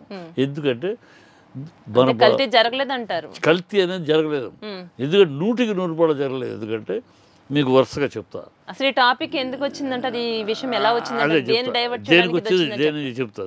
ఇప్పుడు ఫస్ట్ ఈ విషయం అసలు ప్రేక్షకులకి కూడా 2014 గురించి 2024 దాకా ఈ 10 ఏళ్లలో, ఆంధ్ర రాష్ట్రం ఏర్పడిన 10 ఏళ్లలో 33 సార్లు నెయ్యి అనేది కల్తీ అని వెనక్కి పంపించేయబడింది అమ్మ. 14 సార్లు చంద్రబాబు పీరియడ్లో నెయ్యి కల్తీ అని తేలటము, వచ్చిన బళ్ళల్లో వచ్చే 10 బళ్ళు వస్తాయి. ఒక్కొక్కసారి 6 నెలలకు ఒకసారి, ఎప్పటికప్పుడు 6 నెలలకు ఒకసారి టెండర్ వేస్తూ ఉంటారు. ఆ టెండర్ వేసినప్పుడల్లా 10 బళ్ళు వస్తాయి. అందులో ఒక్కోసారి 10 పాస్ అయిపోతే 1-2 పాస్ అవ్వు, వెనక్కి వెళ్ళిపోతాయి. అదేంటంటే సర్టిఫికేట్ ఎన్బిబిఎస్ సర్టిఫికేట్ తోటి వస్తారు. వచ్చినాక అది ఉంటేనే లోపలికి బండి వెళ్తుంది. లోపలికి వెళ్ళినాక దాంట్లో 3 శాంపిల్స్ తీస్తారు. ఈ 3 శాంపిల్స్ అక్కడ టెస్ట్లో పాస్ అయితేనే ఈ బండి లోపలికి వెళ్తుంది. ఈ పాస్ అయిపోతే ఈ బండి ఇటు నుంచి ఇటు వెళ్ళిపోతుంది, పోటీ దగ్గరికి వెళ్ళదు బండి.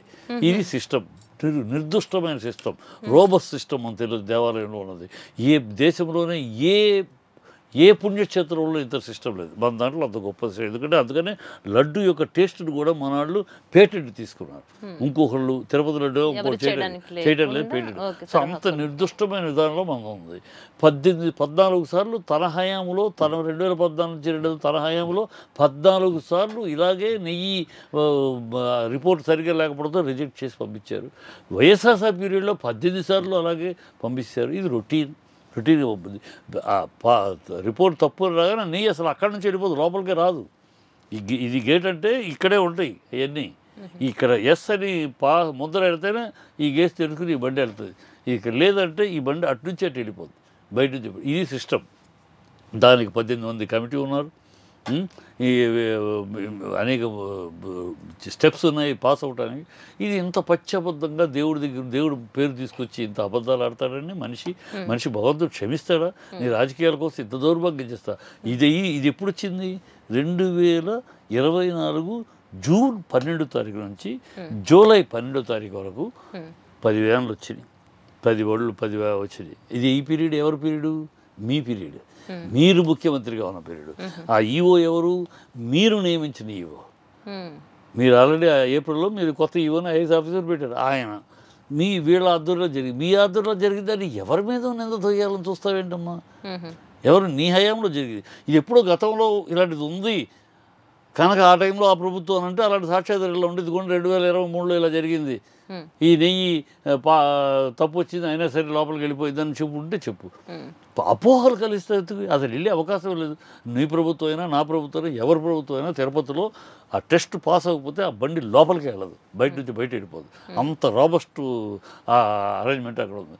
దాన్ని పచ్చి అబద్ధం ఆడి జనాలు మోసం చేసి భ్రమ కల్పించి ఆ నెయ్యి లడ్డు మిశ్రమంలో కలిసిపోయినట్టు, అది అక్కడ దేవస్థానంలో అమ్మేసినట్టు, అది ప్రజలందరూ తినేసినట్టు, ఏమి భ్రమమ్మా, ఏమి భ్రమ కల్పిస్తామా?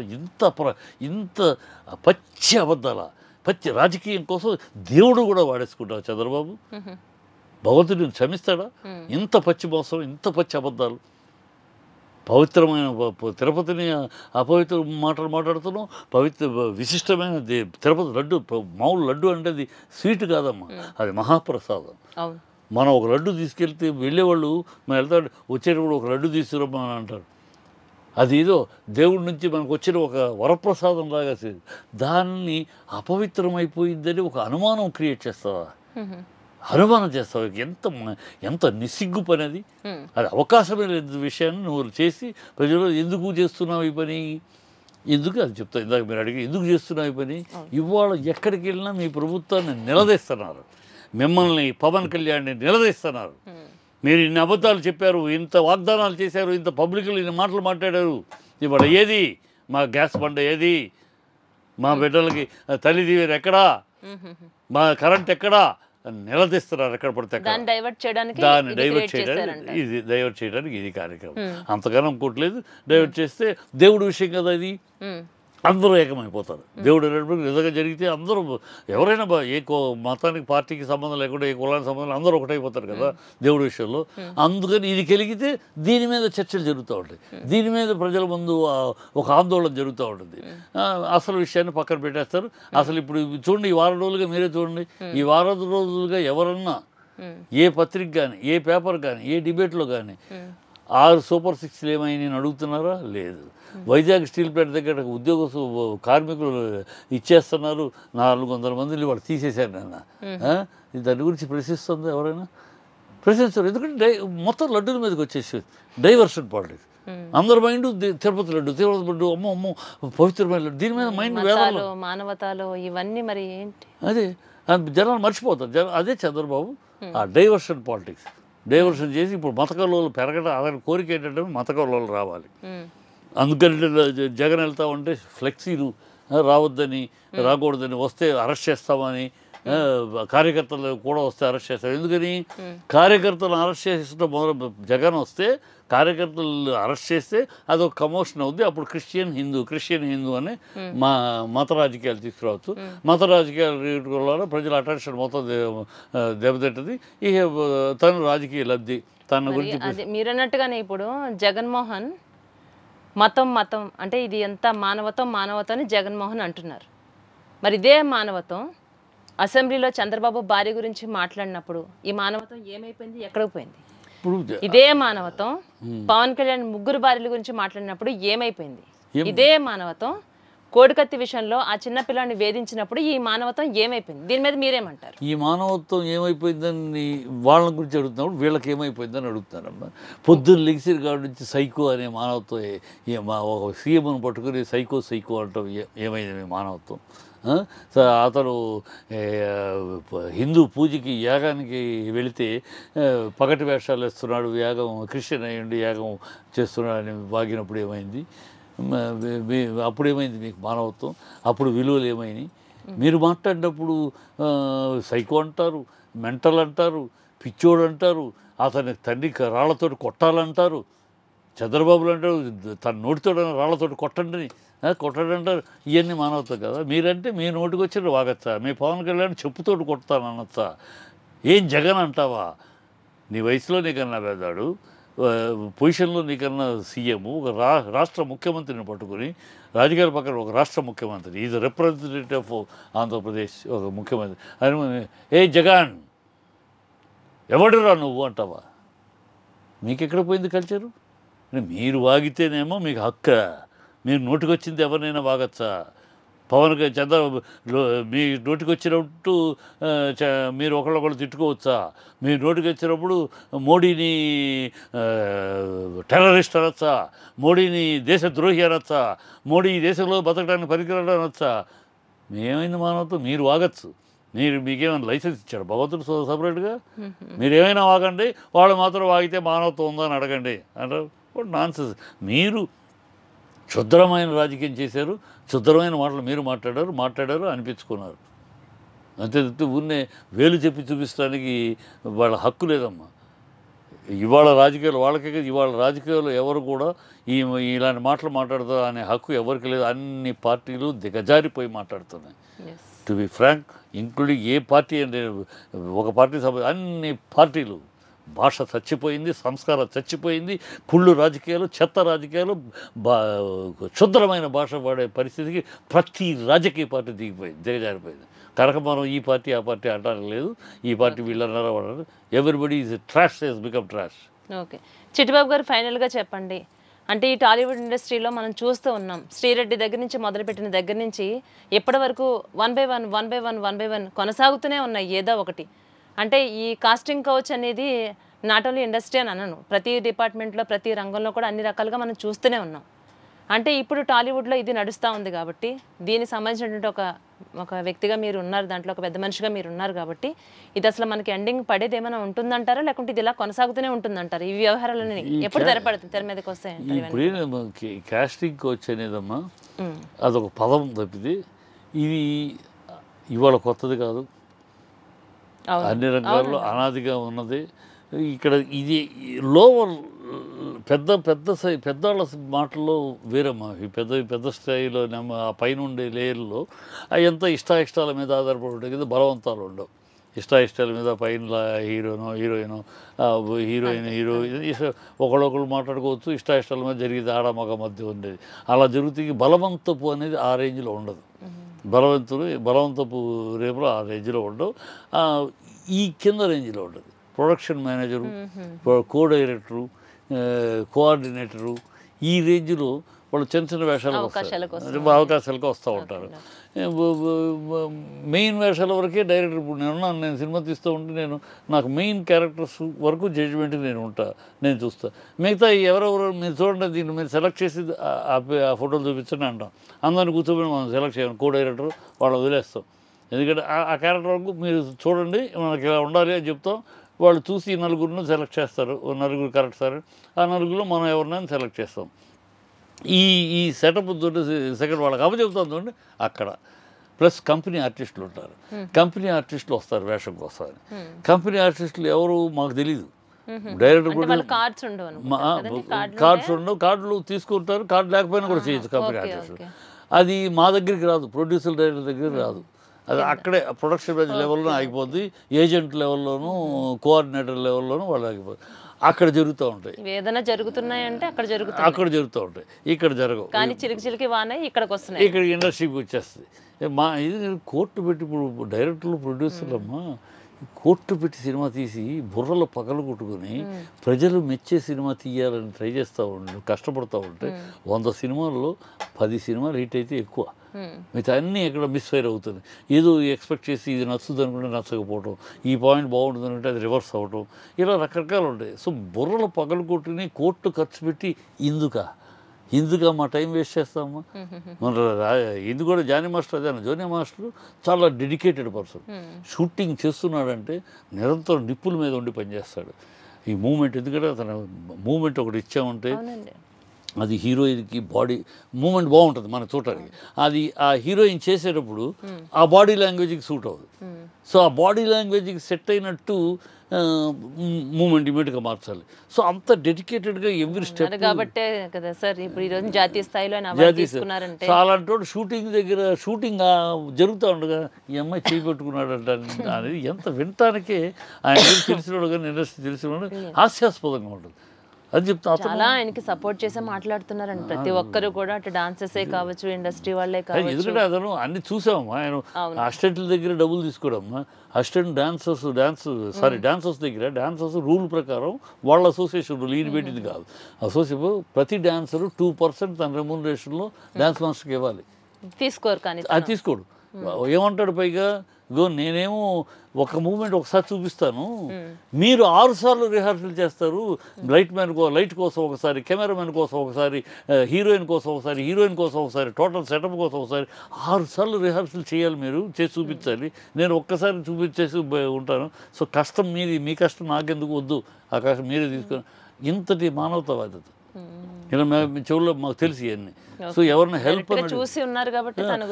హెల్ప్ అని అడిగితే గబుక్కుని జేబులో ఉన్న తీసి ఇచ్చేవాడు. అందుకని ఇంత పేరున్న ఇంత సొంత ఇల్లు లేదని వాళ్ళ భార్య గొడవ పెడతా ఉంటుంది, ఇలాగైతే ఎట్లాగో మనకు సొంత ఇల్లు లేదు, ఇప్పుడే మొదలెట్టింది, వాళ్ళ భార్య గొడవ చేసి ఇప్పుడు మొదలెట్టింది. అది అలాంటి మనిషి ఈ శుద్ధమైన దీనికోసం షూటింగ్ దగ్గర చేస్తాడంటే అస్సలు నమ్మశక్యంగానే విషయం. ఇక్కడ ఇదే ఎక్స్‌ప్లాయిటేషన్ జరుగుతుంది. ఎక్స్‌ప్లాయిటేషన్ అది వేరే కారణాలు ఉన్నాయి, అవన్నీ ఉన్నాయి. సో ఒక విషయం మనం చర్చించేటప్పుడు కానీ మాట్లాడేటప్పుడు విచిష్టంతో మాట్లాడాలి నా కోరిక. వీళ్ళు అందుకని ఈయన చంద్రబాబు గురించి మాట్లాడుతానంటే పర్సనల్గా కాదు, చంద్రబాబు గారు రాజకీయంగా గొప్పడు కాకపోతే 40 ఏళ్ళు 14 ఏళ్ళు సీఎం చేయడు, అదృష్టవంతుడు మహర్జాతకుడు కాకపోతే రామారావు లాంటి దేవుడు లాంటి మనిషిని కింద పడేసి కూడా తను సజావుగా నిలబడగలిగాడు, ప్రజలను ఒప్పించగలిగాడు, అదృష్టజాతకుడు. అలాంటి అదృష్టం ఇంకోళ్ళకి లేదు. డెఫినెట్గా రామారావు లాంటి సింహం లాంటి ఆయన్ని మూల కూర్చోబెట్టగలిగాడు, ఆయన కంట తడి పెట్టించి తను శ్రేష్ఠుడు అనిపించుకోగలిగాడు. అది అదృష్టం. మహర్జాతకుడు ఆ జాతకం వల్ల జరుగుతుంది. లేకపోతే అతనిలో ఉన్న కుళ్ళు రాజకీయాలకి, అతను ఉన్న క్షుద్ర రాజకీయాలకి ఎంత దూరం ప్రయాణం చేయకూడదు. భగవంతుడు ఒక్కొక్కరికి ఇస్తాడు. రావణాసురుడు కూడా చివరిదాకా బతకలేదా, చివరిదాకా వెళ్ళాడు. దుశ్శాసనులు కూడా చివరిదాకా వెళ్ళలేరు, అలా వెళ్తారు. వాడు కొంతమంది దుష్టులకు కూడా భగవంతుడు కొంత టైం ఇస్తాడు, అలా ఇచ్చారు. సరే, అంటే ప్రజెంట్ ఏమైతే సిచ్యువేషన్స్లో ఇప్పుడు ఏమైతే నడుస్తున్నాయో, దేని గురించి అయితే మనం చర్చించుకుంటున్నామో, ప్రతి ఒక్క దాని గురించి కూడా ఎంత కూలంకషంగా మా బీ5 న్యూస్ ఛానల్కి వచ్చి ప్రతి ఒక్క విషయాన్ని ఇంత క్లియర్గా మాకు చెప్పినందుకు, ఇంత సమయం మా కోసం కేటాయించినందుకు థ్యాంక్ యూ సో మచ్ అండి చిట్టిబాబు గారు. నమస్తే అండి.